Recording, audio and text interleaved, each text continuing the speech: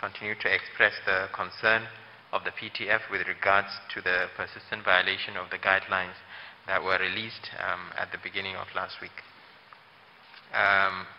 We had a lockdown of Lagos, Ogun, and FCT for 5 weeks in order to slow down the epidemic and enable us to prepare well.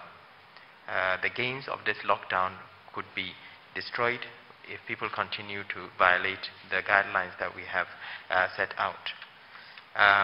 Just to remind the public about some aspects of the guideline, as mentioned earlier on by the chair, all flights are banned for another 4 weeks except for those providing essential services.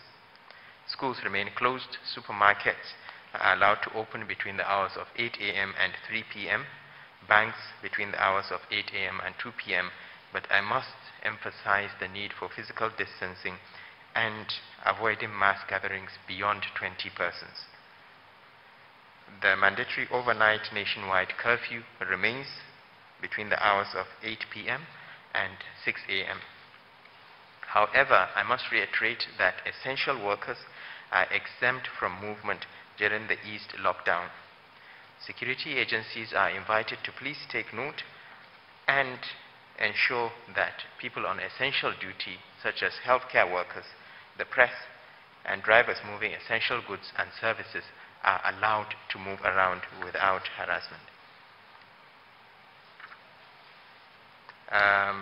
With regards to the Northeast, the PTF is closely monitoring developments across the Northeast, especially the issue of a rising number of cases and reported deaths. We are investigating reports from Yobe, and we are monitoring developments with regards to the isolation center in Gombe.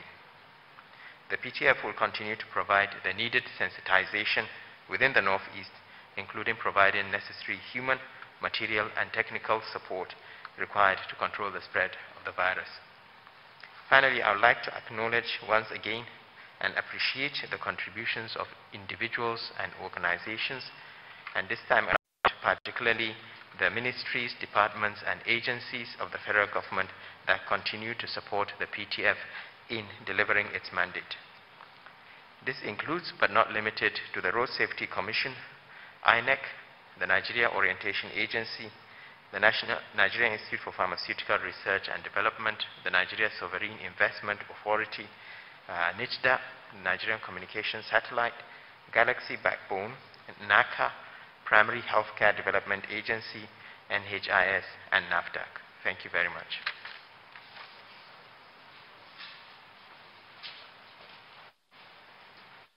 Thank you very much.